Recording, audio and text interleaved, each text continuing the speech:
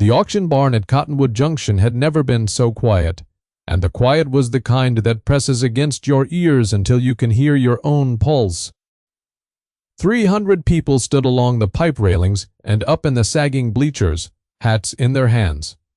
And every one of them was looking at a woman who did not look like she was worth looking at. She was small and sun-browned, and her boots were cracked at the toe, and she stood alone in the center of the ring where the sale animals usually walked, holding nothing but a folded paper and a steadiness that seemed to come up out of the packed dirt floor itself. Behind her, penned in the near dark of the alley, the ash-colored herd shifted and breathed. Animals whose blood this same crowd had laughed at 4 years earlier until the tears ran. Now nobody laughed. Now every rancher in the room needed something. Only she had, and she had not yet said whether she would give it. The man in the gray suit at the front, the man from the syndicate, opened his mouth to speak and thought better of it, because he could feel the way the wind had turned, even if he did not yet understand it. But the truth was that the verdict in that barn had already been handed down years before, not by any of these people, but by the dry ground and the cold nights and the slow, patient bodies of the animals nobody wanted. The crowd only thought they were deciding. The land had decided long ago.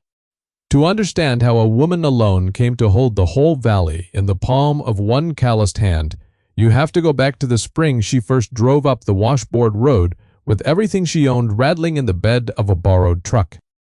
Her name was Delphine Archenot, though nobody up in that high, dry country could say it right, and most gave up and called her Del, and she let them.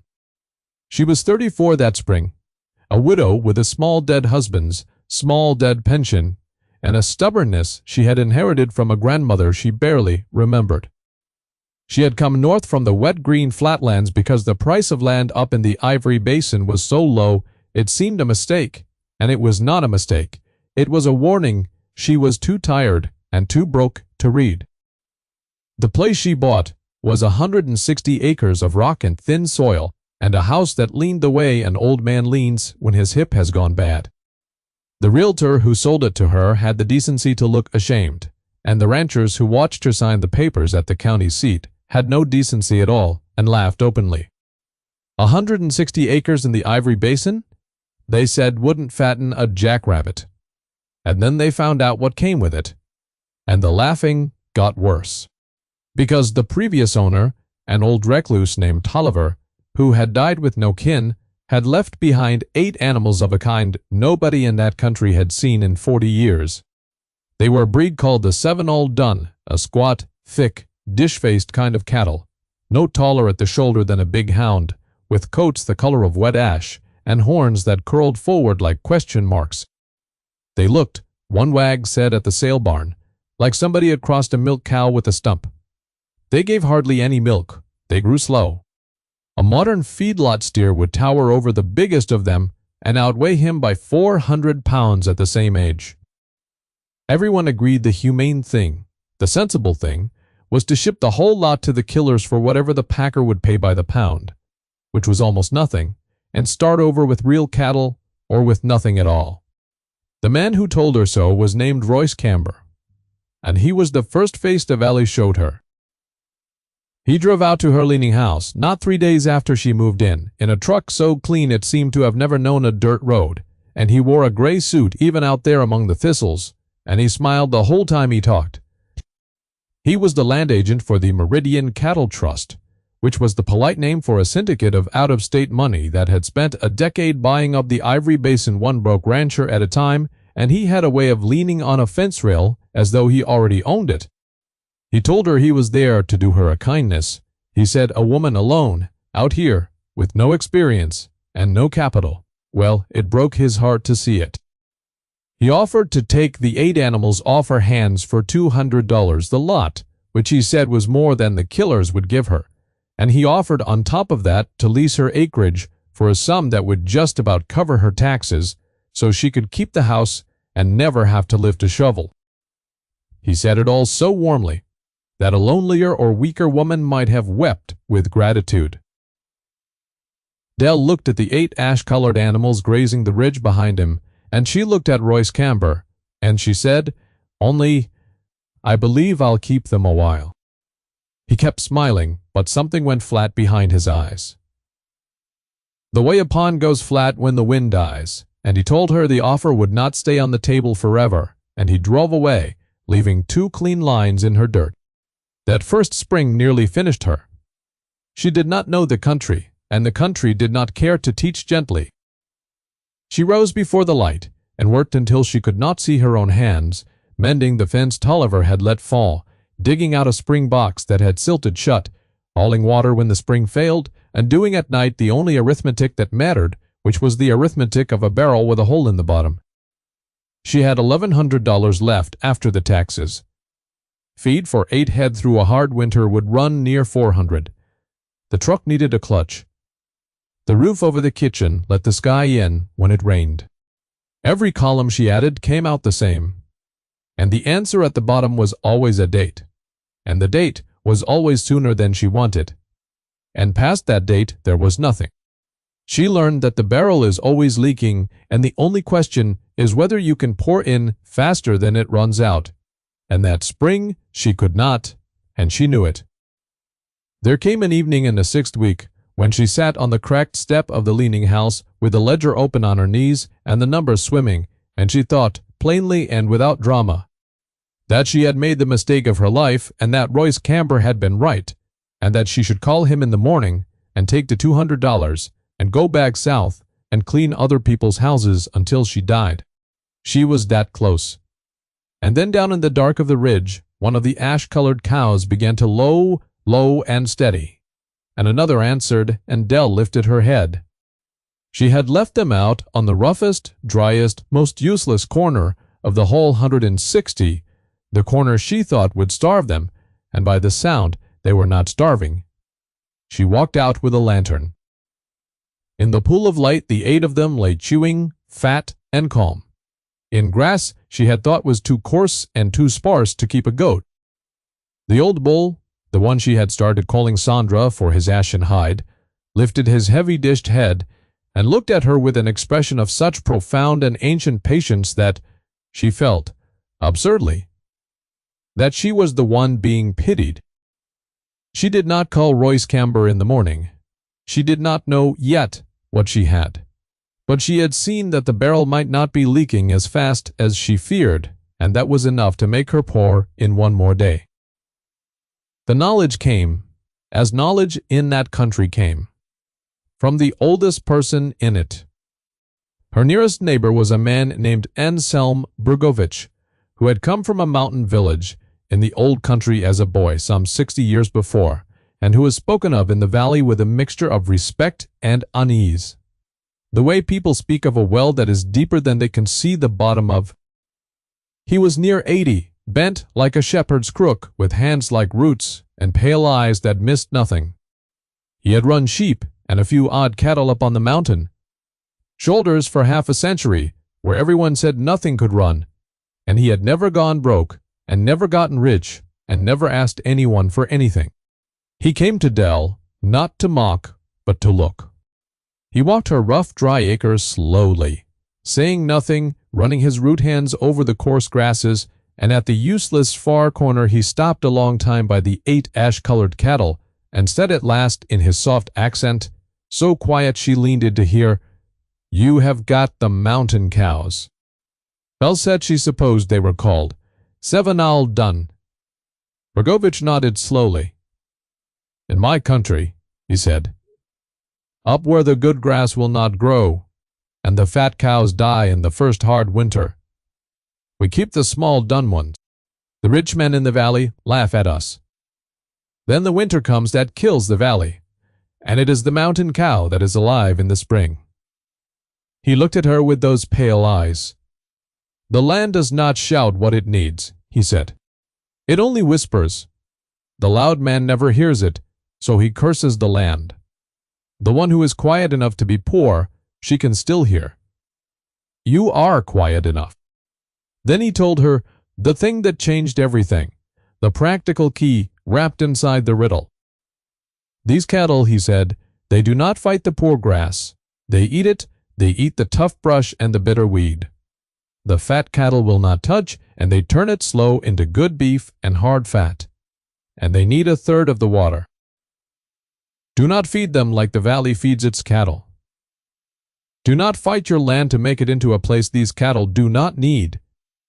Let them do what they were made across 1,000 years to do. Turn them on to the roughest ground you have and take your hands off. Del asked him why nobody else kept them. Because, he said, and here a dry humor came into his face, a man cannot brag at the sale barn about a small, slow cow. A man would rather go broke on a big, fast one. Then he touched his hat and went home up the mountain, and Del stood a long time in the far corner among her ash-colored cattle, listening, as he had told her, for the whisper. She began to farm the way he told her, which was mostly to stop farming and start watching. She quit trying to grow tame hay on ground that would not grow it, and quit hauling water she could not spare. And she opened the gates to the rough draws and the brush-choked coulees that Tolliver had fenced the cattle out of, and she let the 8 duns wander where their noses told them. She learned them the way you learn people. Sandra the old bull was the still center of them, and where he lay, the rest lay. And he had a way of standing broadside to a coming storm that told her weather better than any sky. There were 3 old cows, Sui, and Braise, and Messange, and a young cow named Pearl, who was flighty and clever, and 2 heifers not yet bred, and a bull calf she called Silex, for the flint gray of him. She wrote down what they ate, and when, and where, and slowly she stopped seeing 8 useless small cows, and began to see a machine of exquisite and ancient design that took the worst her land could offer and made it into meat, and asked almost nothing back. That summer, a boy started coming. He was the youngest of the Furlong children, from the failing place down the wash, a family so poor the county whispered about them. A quiet, watchful boy of 10 named Wick, who never said much and never smiled easy, and had learned early that the world did not much want him. He drifted up to watch the strange cattle, and then to help without being asked, mending a gap in the fence with his small, careful hands, and he named the 2 heifers Sunday and Monday, because those were the days he was let come, and Del, who had thought she wanted only to be left alone, found that the ache of her loneliness eased when the boy was there. He never once laughed at her cattle. He said they were smart, and he was right, and he was the only one in the valley who saw it. Him and the old man on the mountain, a child and an ancient. The 2, the world had counted out. By the second autumn, the whisper had become something she could nearly hold in her hands, and she began to keep the secret the way Bergovich had taught her, to keep everything low and covered, like a live coal you bank under the gray ash at night, so that a breath in the morning will bring it back to flame. Because the cattle had bred. Sandra had done his slow, patient work, and by the second fall, there were 5 new calves, done and dish-faced, and thriving on ground that would not have kept a valley calf alive, and the 8 had become 13, and not one had been lost to the winter, that had killed a fine imported bull on the Meridian Trust showplace. 13 head, and every one of them fat off grass she had paid nothing for, off brush she used to curse. She did the arithmetic again in the leaning kitchen with the ledger she now kept more out of habit than fear, and the answer at the bottom of the column was no longer a date past which there was nothing. It had turned into a small, stubborn plus. But she told no one. She let the valley go on, pitying her. When women in the town spoke to her at all, it was in the soft, careful voice you use with the simple or the doomed. And when Royce Camber's clean truck passed her on the road, he would slow and roll the window down and ask, with his flat, warm smile, whether she was ready yet to be reasonable, and she would say, "I'm getting along." And he would drive off, shaking his head at the waste of it. She banked the coal. She did not brag at the sale barn. And all the while, out in the rough draws, the ash-colored machine kept turning bad land into good beef.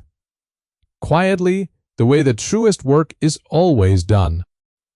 The first stranger came in the 3rd spring, and he came by accident. Which is how the truth usually arrives in a place that has agreed not to see it. He was a cook, a big soft-spoken man named Ottavio, who ran the kitchen at a mountain hotel 2 valleys over where rich people came to fish. And he had heard from a drover that there was an odd little old blood cattle up in the Ivory Basin. And he had a customer's curiosity about old blood. Dell sold him a single steer, a 3-year-old off the roughest grass, mostly because he asked kindly, and she needed the cash for the clutch she had put off for 2 years. She near gave it away. 3 weeks later, Ottavio drove all the way back up the washboard road, and he got out of his car almost trembling, and he said he had cooked for 30 years, and he had never in his life tasted beef like that. It was dark and marbled, and it had a flavor he could not name, of herbs and hard country and slow time, and his rich fisherman had wept over it, and he wanted every animal she could sell him, and he would pay her 4 times what the packer paid, 5 times, whatever she asked, because there was nothing else like it in the state, and he could sell it faster than she could raise it. Dell stood in her yard and heard at last in a stranger's mouth, in the only language the valley respected, which was money, the thing that Bergovich and the boy had known all along. She sold Ottavio 3 steers that day at a price that made her sit down on the step afterward and laugh until she cried. And still, she told no one in the valley, because being right, she had learned, is its own kind of answer, and it keeps better than boasting, banked low under the ash. But a coal bank too long throws a little light, and Royce Camber was a man whose whole trade was noticing where the money moved. He had watched a widow's leaning house for 3 years waiting for it to fall so he could buy the acres cheap, and instead he began to notice small wrong things. Her truck ran now, the roof was mended. A hotel car, with plates from 2 valleys over, had been seen on her road. And when he looked up the county brand records, as a careful predator will, he found she had registered 13 head, then 18, then 24, on 160 acres that he had sworn to his backers would not carry 6. He came again in the gray suit, but the warmth had a new edge to it now, a hurry. He raised his offer for the land and the cattle both, to a figure that a year before would have seemed to Dell like all the money in the world. And when she said, "Plain as ever, I believe I'll keep them," he stopped smiling for the first time. He said she was being foolish, that a woman alone could not hope to build anything real out here, that the trust could take her little curiosity and make a business of it with capital she would never have, and that she ought to sell into strength while she could. She thanked him and closed the door, and that, she would later understand, was the moment the pressure began to tighten in earnest, because a man like Royce Camber does not lose a thing he has decided is his. He simply changes how he takes it. The tightening came in 3 waves, the way weather comes. The first was rumor. What began to move through the valley, soft and poisonous, that the widow Arsenault's cattle were diseased, that her old blood carried some throwback sickness, that a man would be a fool to let his herd anywhere near hers. No one could say where the rumor started, but it moved with the ease of something that had been paid to travel, and for a season the few valley men who had begun to wonder about her success drew back and looked at her sideways again. The second wave was the law, or the polite machinery that money makes of the law.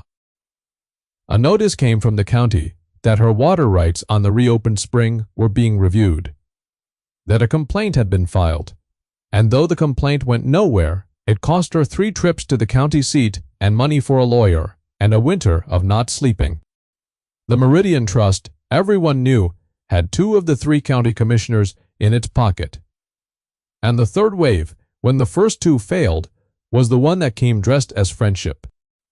Royce Camber came a final time, not with an offer to buy her out, but with an offer to partner, to fold her little herd into the trust's operation as a boutique line, with her as the pretty face of it, a generous salary, no more worry.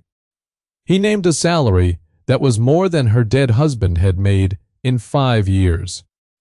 And it was in the naming of it that he made his mistake. The small, greedy slip that a patient watcher will always eventually make, because he leaned on her fence rail and looked out at the rough draws and said warmly, "You've got what, 31 head out there now, and a fine calf crop coming. That's real value. Let us protect it for you." Dell said nothing. She went very still, because she had told no one her count. And 31 was exactly right, exact to the head. A number a man could only know if he had been walking her ground in the dark and counting her cattle by moonlight. She understood then all at once that he had been out among her banked coals with a lantern of his own, measuring what he meant to take. She said, evenly, "I believe I'll keep them." And she watched him drive away, and she began for the first time to be afraid. Not for herself, but for the 8 and their children. And she went up the mountain to ask the old man what a person does when the wolf has learned the count of the sheep. Bregobi was very old now, and did not rise easy from his chair, but his pale eyes were as sharp as ever, and he listened to the whole of it without a word. When she was done, he was quiet a long time, and then he said, "The wolf is patient, but the wolf is proud, and pride is a thing you can use. He does not want to steal your cattle in the night," he said. "That is too small for him, and too dangerous. He wants the valley to hand them to him, so that it looks like a gift and not a theft. So you must not fight him where he is strong, in the dark, and in the courthouse. You must wait for the day the whole valley is watching, and let his pride walk him out into the open." Dell asked how she would know that day. The old man looked out his window at the sky, which for weeks had been a hard, flawless blue that any mountain man learns to dread. He said, "It is coming already." Then he told her, the last of his wisdom, the thing she would carry longest. A gift, he said, is not a thing you give when your hands are full, and it costs you nothing. That is only spilling. A gift is a thing you give when your hands are the only full hands in a starving country, and you could name any price you like. What you do in that hour, he said, is the only true word you will ever say about yourself. Remember it when the hour comes.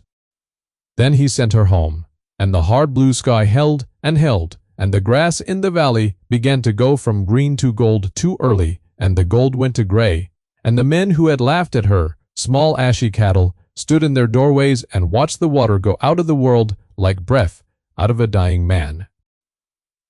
The drought had come, and it came the way real disaster always comes, not with a storm, but with a silence, opening over the ivory basin like the door of a furnace left standing wide, and everything the valley had built its pride on began, slowly, to burn. That 4th summer the sun did not so much shine as press down, and by midsummer the ivory basin was a bowl of dust. The tame hay burned brown in the field and never made a second cutting. The reservoirs the big outfits had trusted went to cracked mud you could walk across, and the fine imported cattle, the big fast valley cattle that everyone bragged about at the sale barn, stood at the empty troughs and bawled and lost flesh by the day, because a big animal is a big engine, and a big engine burns a great deal of fuel and water. And there was no fuel, and there was no water. The Meridian Trust, with all its capital, hauled water at ruinous cost and shipped truckloads of cattle to the sale barn at a loss just to stop them starving. And the price at the barn fell through the floor, because the whole region was selling at once, and even the syndicate began to bleed. And the valley men who had laughed hardest were ruined hardest, and none harder than a big, loud, prosperous man named Deverell Poig, who owned the finest spread below the trusts, and who had led the laughter at the county seat 4 years before, who had said the widow's cattle looked like a milk cow crossed with a stump, and who had never once let her forget it. Poig watched his hundreds of fine fat cattle turn to walking bones on ground that had no water and no feed, and he mortgaged what was left to haul water, and the water ran short anyway, and the well he had trusted his whole life dropped, and finally, in the worst week of the worst August the valley had ever known, went dry and sucked air. And up on the useless, rocky 160 that would not fatten a jackrabbit, the widow Archenaux's cattle were alive. They were thin, for no creature crosses such a drought fat, but they were alive and calm and eating, because they were eating the tough, gray brush and the bitter, deep-rooted weed that, no valley cow would touch and no drought could quite kill, and because each of them drank a third of what a valley cow drank, and because the little silted spring she had dug open with her own hands 4 years before still ran low, but steady, fed by the deep rock the way the deep old blood of the cattle was fed by deep old time. She had that August 41 head of ash-colored cattle, alive, and eating on land the whole valley had pronounced worthless, and it was the only living herd of any size left standing between the mountains, and every man in the Ivory Basin knew it, and the knowing of it turned in them like a key. Deverell Poe came to her first, and he came the way the old man had said the humbled always come, in shame he could barely carry. He drove up the washboard road in a truck he had not washed in a month, and he stood in her yard, turning his hat in his hands, the loud man gone quiet at last, and he could not for a while look at her. Then he said that his well had failed, and his cattle were dying, and he had heard, he did not know if it was true, that her spring still ran, and he had come to ask, to beg, whether she would let him water even a few of his best animals off it. And he knew, he said, his voice breaking on it, that he had no right on earth to ask her for a cup of water. Not after the things he had said, and there it was. The choice the old man had promised her, laid in her hands, in her own dusty yard. She could have named any price. She could have taken his ruined ranch for the water in her spring, and no court would have called it robbery, only trade. She looked at Deverell Poag, at the fear and the shame in a face that had only ever shown her contempt, and she felt the years of the soft, careful, pitying voices, and she felt, too, the deeper thing under it, the thing the old man had planted. And she said, "You can water your cattle at my spring, Mr. Poag." She said, "I'll not take your ranch for it." And the big man put his hat over his face and wept in her yard. And Wick Furlong, who was 13 now and there most days, showed him quietly where to bring the trucks. But she did not yet know that Royce Camber had heard of the failing wells too, and that his pride had begun at last to walk him out into the open, exactly as the old man on the mountain had foretold. Camber's move came at the emergency meeting. The county called in the auction barn at Cottonwood Junction, when the drought had gone on so long that the valley men, ruined and desperate and frightened, gathered to see whether anything could be saved. And Royce Camber stood up in his gray suit before 300 broken people and made the pride's last mistake in the open. He had a plan, he said, warmly, to save the Ivory Basin. The Meridian Trust, out of its deep concern for the community, would establish a central cattle reserve and water cooperative, and it would need breeding stock that could survive the changed climate, and by great good fortune, such stock existed right here in the valley. And wait. And the trust was prepared to acquire the widow Arsenault's herd and her spring, and manage them for the benefit of all at a fair price, so that the whole valley might rebuild on this hardy blood in the years to come. It was smoothly done. It was almost beautiful. He made the theft sound like salvation, and he had timed it for the hour of greatest fear, and half the room in their desperation began to nod. And then he made the slip that a proud man always makes when he thinks the win is his, because he could not resist the flourish of expertise, and he said, "We know precisely what we are dealing with here. 41 head of prime old-blood breeding stock, we have assessed it thoroughly." And into the barn's dead silence Dell, who had not meant to speak, heard her own voice rise, quiet but carrying to every rail. 41, she said. "That's a near count, Mr. Camber. Funny thing, I never told a living soul my count. The last time you gave me my number to the head, it was 31. And it was right, too. Right to the head. And I'd told nobody that either." She let it sit. "Now, how," she asked, "does a man who's never once been welcome on my land come to know my cattle better than I know them myself, unless he's been walking my ground in the dark with a lantern, counting what he means to take? Quoi?"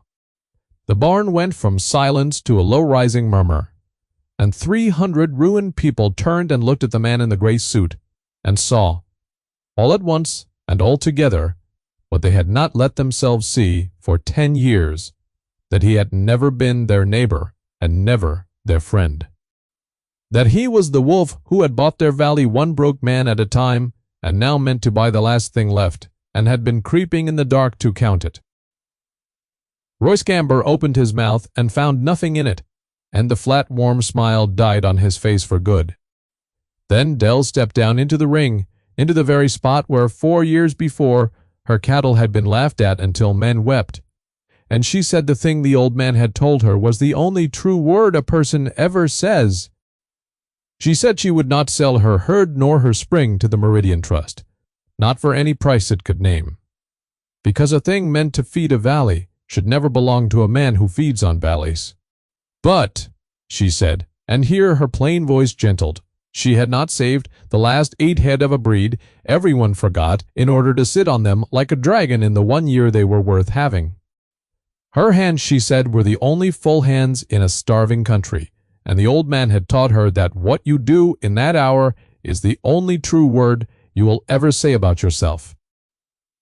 So she would open her spring to any man in the valley whose well had failed, for nothing, for as long as the drought held, and she would sell breeding stock, dun bulls and dun heifers, the old hardy blood, to any rancher in the basin who wanted to rebuild on cattle that could live in the country as it truly was. She would not charge them for the blood, she said, for the blood was a gift come down 1,000 years from mountain people poorer than any of them, and she had no right to sell what she had been given.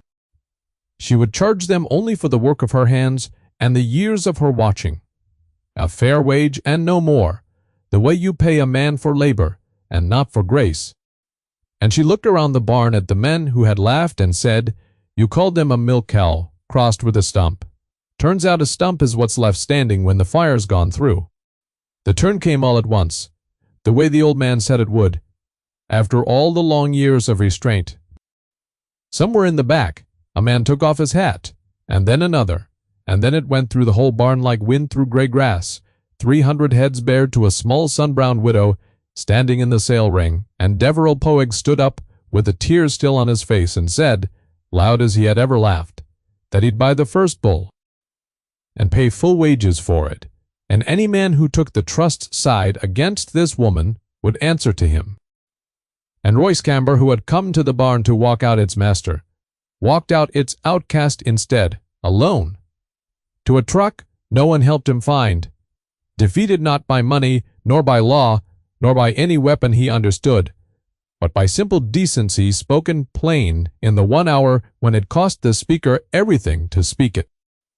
His backers pulled out of the ruined valley within the year, and the Meridian Trust showplace, with all its dead troughs and its bones of imported cattle, went eventually and quietly onto the market, and it was bought, in time, by a cooperative of small ranchers running dun cattle, and nobody thought that was funny at all.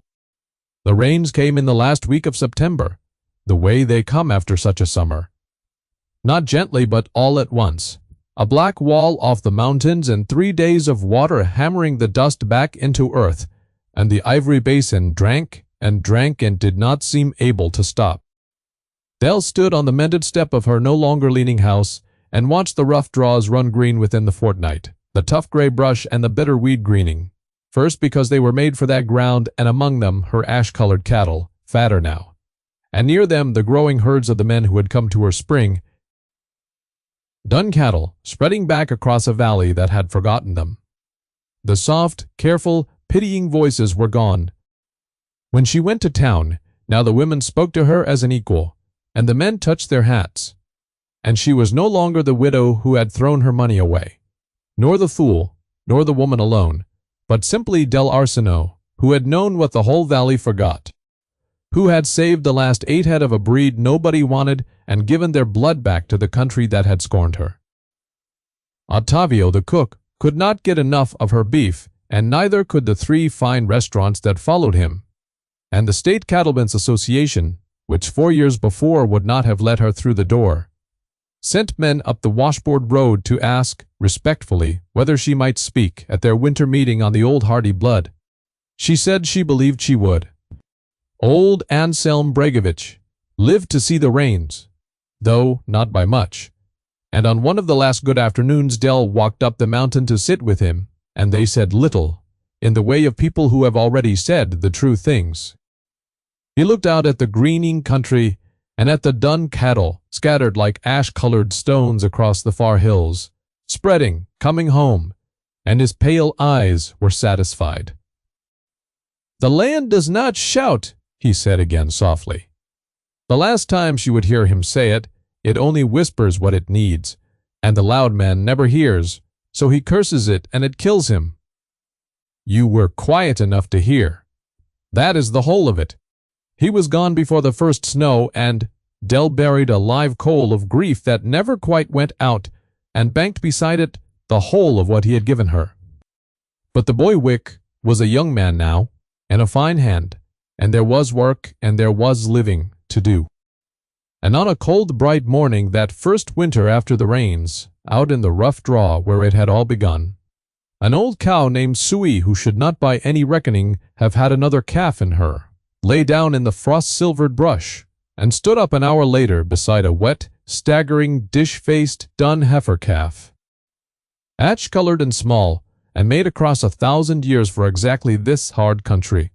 And Dell knelt in the cold grass beside them, calloused, hands steady, and named her Alb, which is the word in the old tongue for the first gray light before the sun, and thought that the land, which remembers everything the farmer forgets, had whispered its verdict long ago, and that she had only at last been quiet enough to hear it.